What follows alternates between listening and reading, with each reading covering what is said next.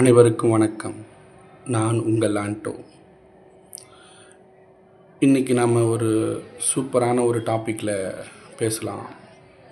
அதுக்கு முன்னாடி நம்ம சேனலை சப்ஸ்கிரைப் பண்ணாதவங்க தயவுசெய்து சப்ஸ்கிரைப் பண்ணி உங்கள் ஆதரவை கொடுங்க. அப்போ தான் என்ன மாதிரி குட்டி சேனல்லாம் சின்ன சின்ன சேனல்லாம் வச்சுருக்கிறவங்களுக்கு ஒரு பெரிய சப்போர்ட்டாக இருக்கும். எப்போவுமே உங்களுடைய ஆதரவுக்கும் அன்புக்கும் நன்றி. இன்றைக்கி என்ன நம்ம டாப்பிக்கில் பேச போகிறோன்னா, நமக்கு நாம் எப்பவுமே நேர்மையாக இருக்கணும். யார் பார்த்தா என்ன, பார்க்கலனா என்ன, நம்ம வேலையாக இருக்கட்டும், நம்முடைய லைஃபாக இருக்கட்டும், நம்முடைய ரியல் டைம் லைஃபாக இருக்கட்டும், எது வேணால் இருக்கலாம். நமக்கு நாம் எப்பவுமே நேர்மையாக இருக்கணும். பார்க்குறதுனால தான் நாம் அடக்கமாக இருப்போம். பார்க்குறதுனால தான் நம்ம நல்லவனாக இருப்போம். மற்றவங்க பார்க்குறதுனால தான் நம்ம ஒரு நல்லவங்களாக இருப்போம். அப்படி இருக்கக்கூடாது. எப்போவுமே நாம் யார் பார்த்தாலும் சரி, பார்க்கலனாலும் சரி, நேர்மையாக தான் நடக்கணும். நேர்மையாக நம்ம இருந்துட்டோம் சொன்னால் அது அப்படியே பழகிடும். ஆட்டோமேட்டிக்காக நமக்கு எல்லாமே சேரும்.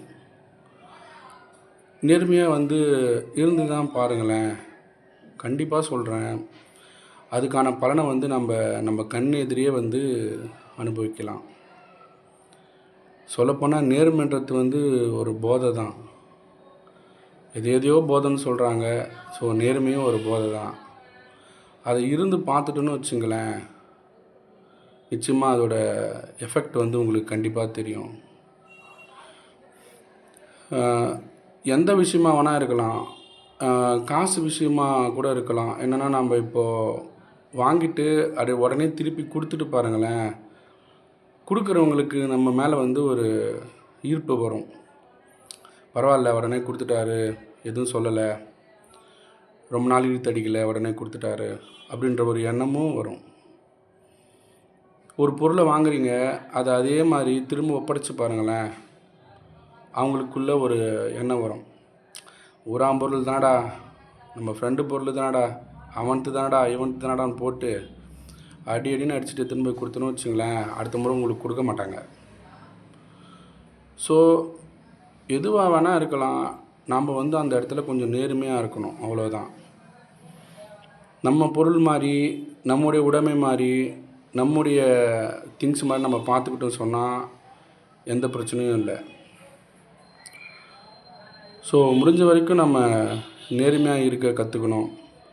நேர்மையாக இருந்துட்டாலே ஆட்டோமேட்டிக்காக எல்லாமே வந்துடுங்க. எல்லாமே வந்துடும் ஆட்டோமேட்டிக்காக. ஸோ இருக்கிறதுலே பெரிய ஒழுக்க பண்பு பார்த்திங்கன்னா நேர்மை தான். முடிஞ்ச வரைக்கும் நம்ம நேர்மையாக இருக்க பழகிக்கலாம், இல்லை பழகணும். அடுத்த வீடியோவில் வேறு ஒரு டாப்பிக்கில் உங்களை சந்திக்கிறேன். See you guys.